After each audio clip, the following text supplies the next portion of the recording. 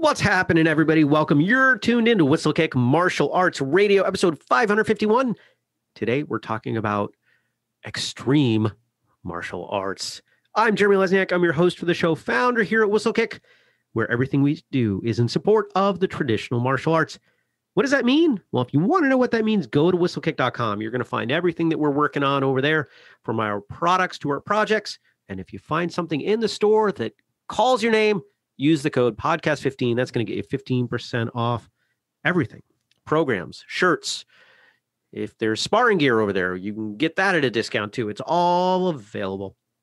And if you want to know more about this show, well, it's got its own website, whistlekickmartialartsradio.com. We put out 2 shows every week, all with the goal of connecting, educating, and entertaining the traditional martial artists of the world. Because yes, we are global. And if you want to help us out, and maybe you're not ready to make a purchase, you still got lots of ways you can help. You can share an episode. You can leave a review on Google or Facebook or Apple Podcasts. We haven't had many podcast reviews lately. Help us out with those. Those help people find the show.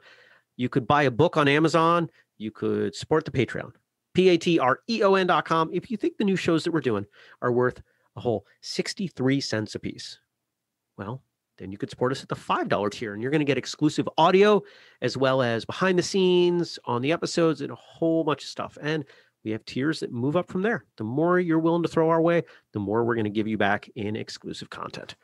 Well, today I am joined once again by my illustrious co-host, Andrew Adams. How are you? I'm great. How are you doing today, Jeremy? I'm doing well, thanks. This is a fun topic, extreme martial arts, and we probably need to define it first. Because, well, anytime you're going to discuss a subject, you should probably define what you're talking about. Otherwise, you risk debating different things. Yeah, sure. Absolutely.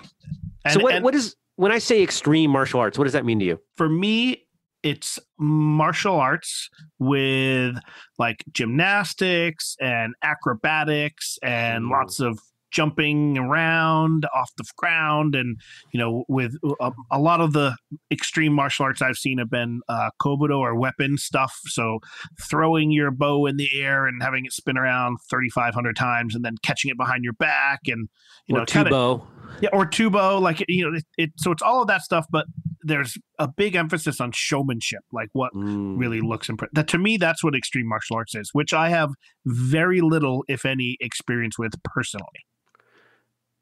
So can we define it as a priority on the presentation rather than the practicality? Yes. Showmanship. Is that a reasonable showmanship? Yeah. Yeah. Because, I appreciate the aesthetics of martial arts. Mm-hmm. And when I perform forms in a competition, not that it happens often, but it used to happen fairly often, I wanted it to look good. Sure. And I would make some small changes to my forms with my instructor's permission that made it look better in competition. But that didn't mean that the entire form was designed from the ground up to be tournament presentable. Mm-hmm.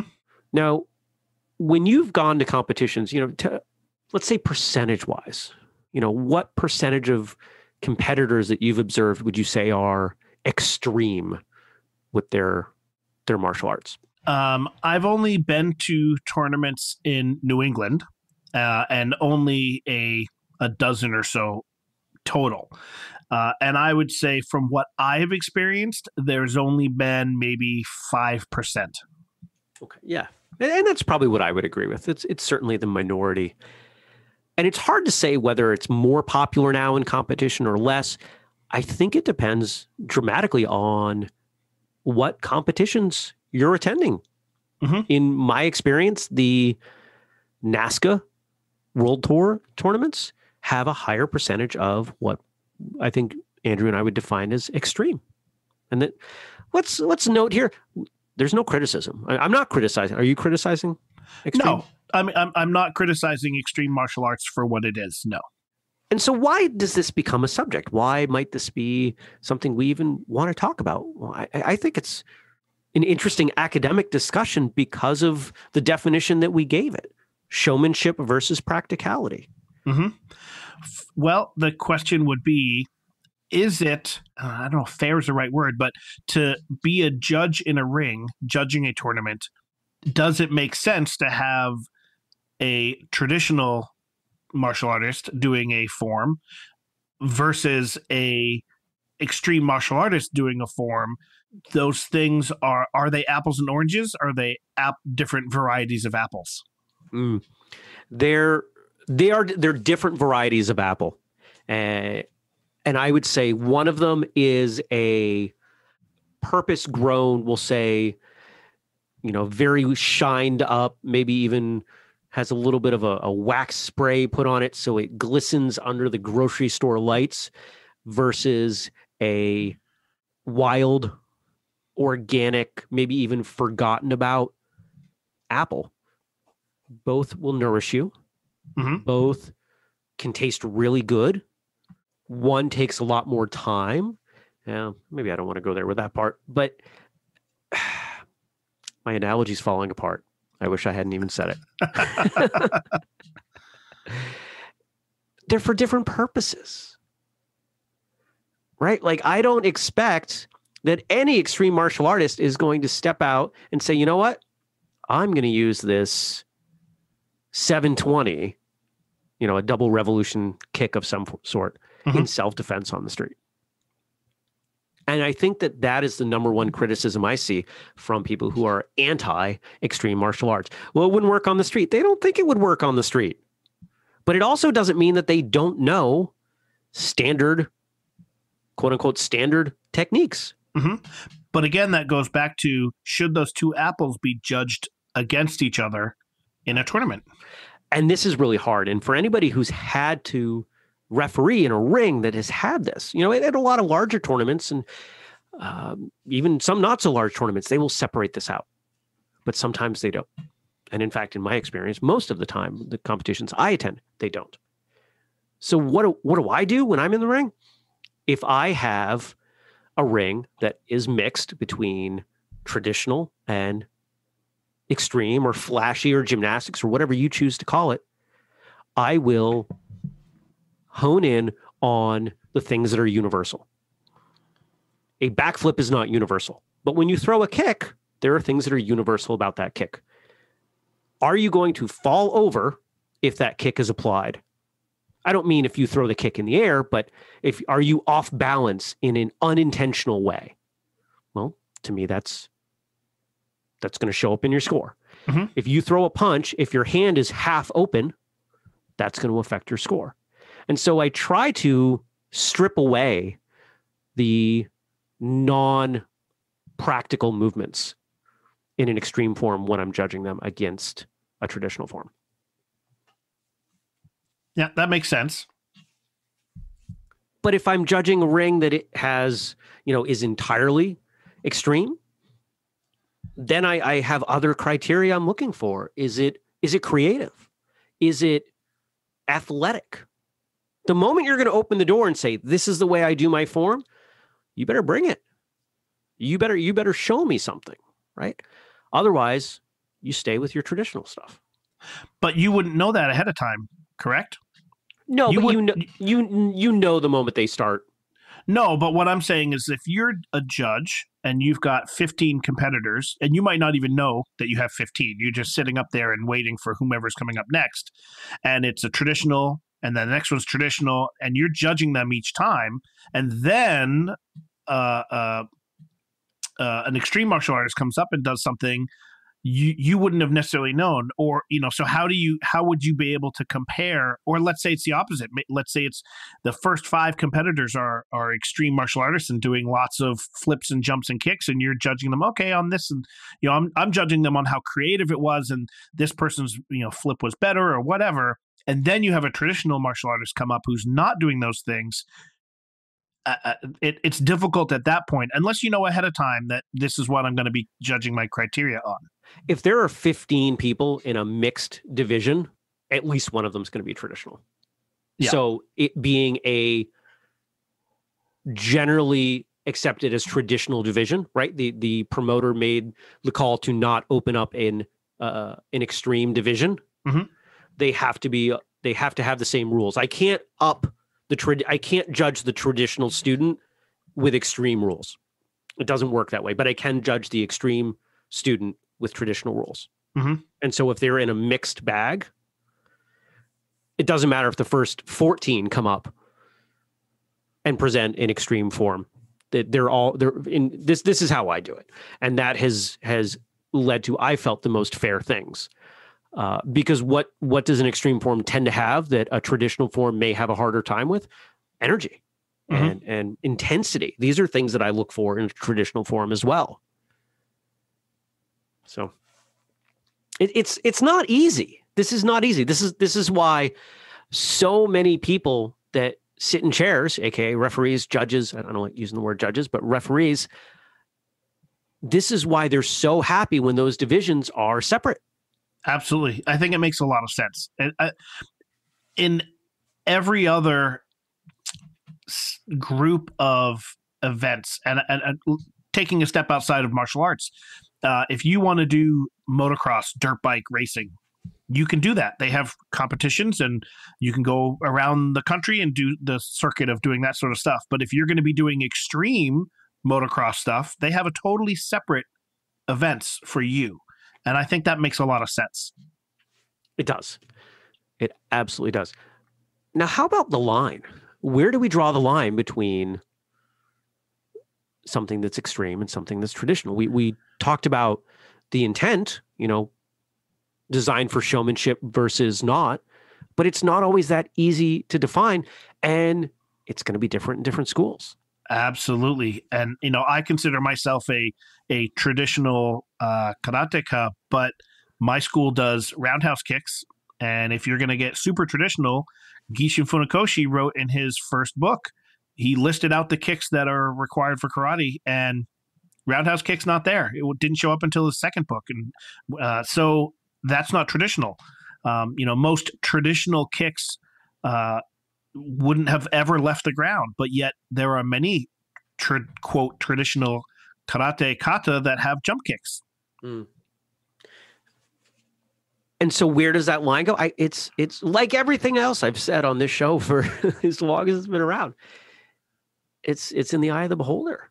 It's that line can move from person to person. Yeah. And I think that's okay. Now, one of the things that I find interesting when the subject of extreme martial arts comes up is the ridicule that some will heap on top of it.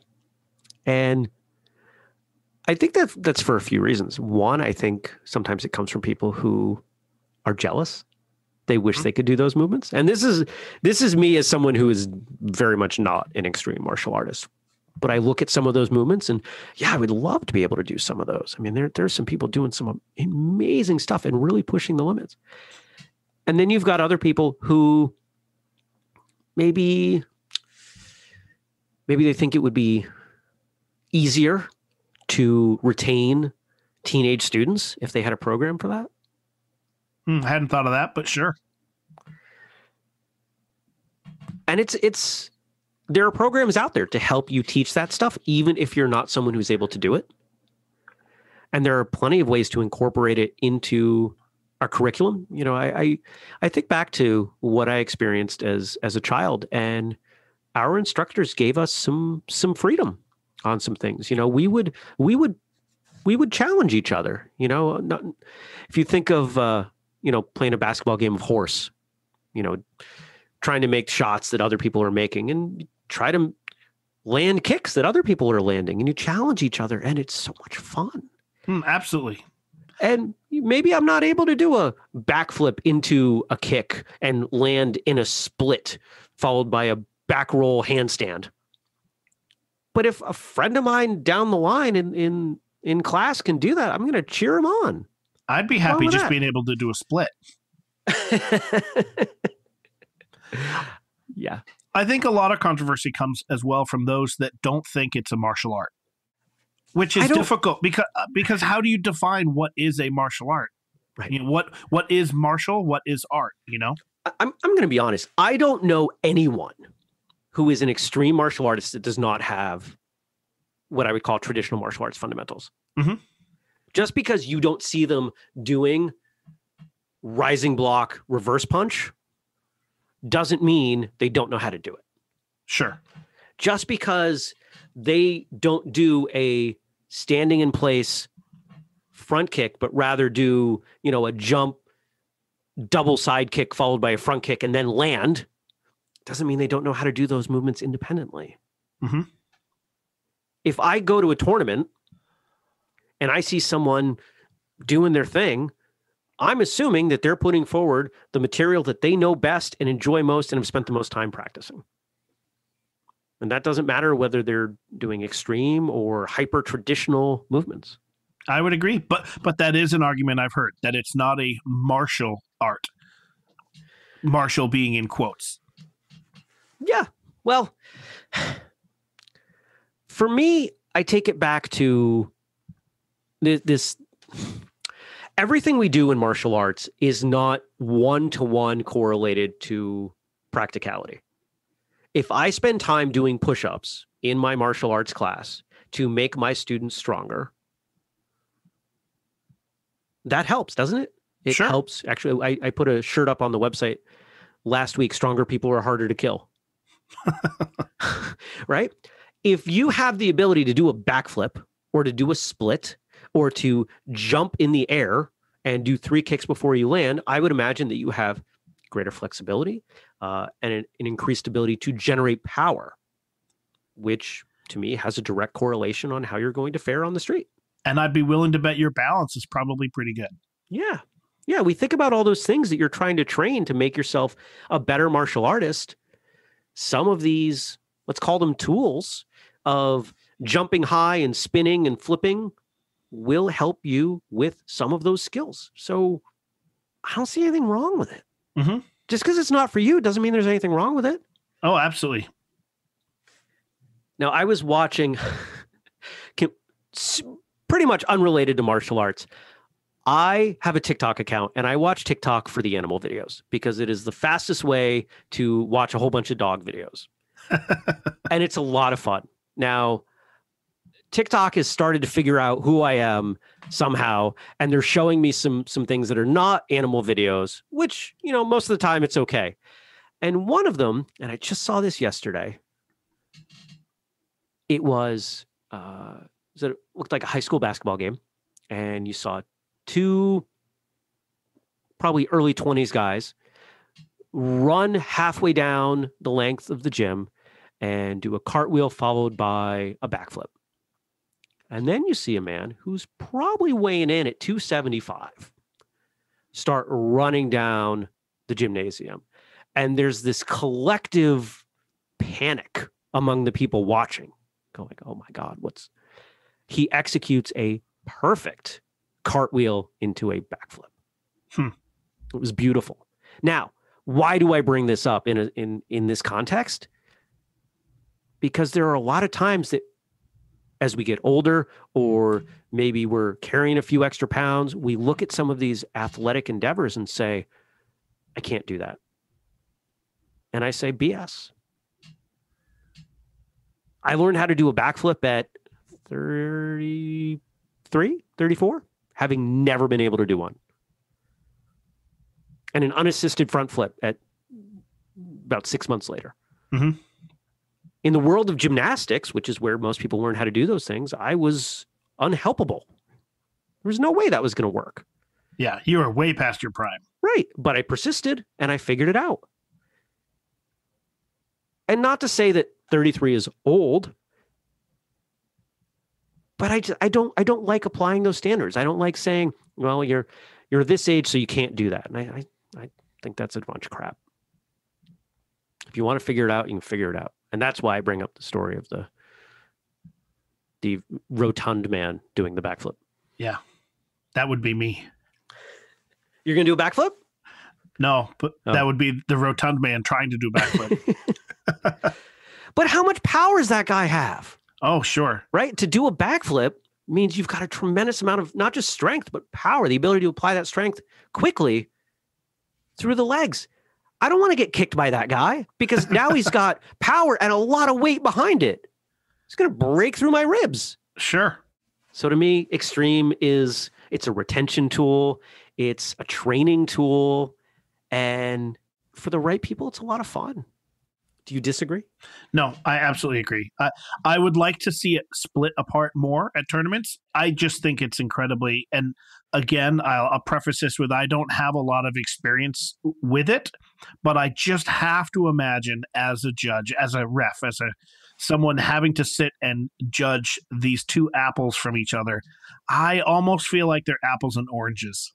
And it would be great if tournaments could always have them split. Having said that, we don't live in a perfect world. And if you are in a rural community and don't have a ton of competitors, you need to be able to allow people to compete. I get that too. Why do we compete? We compete not for the trophy or the medal. We compete to challenge ourselves, better ourselves, and give ourselves a reason to train a little bit harder. Mm-hmm. Anything else to add? No, I'm good. I think we unpacked that one well.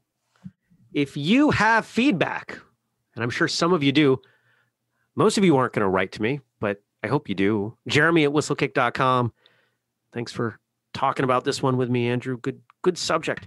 Absolutely. If you want to see more of this show, all the episodes we have ever done, this is 551. There are 550 other episodes that you can listen to. If you haven't, go to whistlekickmartialartsradio.com. You're going to find those episodes as well as links and videos and photos of the guests. You're going to find transcripts and a sign up for the newsletter. If you're up for supporting us in the work that we do, you have some options. Use the code podcast15 to save 15% off at whistlekick.com. You might also consider buying one of our Amazon books, telling others about the show, or supporting us at patreon.com/whistlekick. And if you see someone out in the wild wearing a Whistlekick shirt or a hat, make sure you say hello. I'd love to hear your guest suggestions. And our social media is at Whistlekick everywhere. I mentioned the email address earlier, jeremy@whistlekick.com. And so I think that's where we're going to call it for today. Until next time, train hard, smile, and Andrew, have a great day. Have a great day.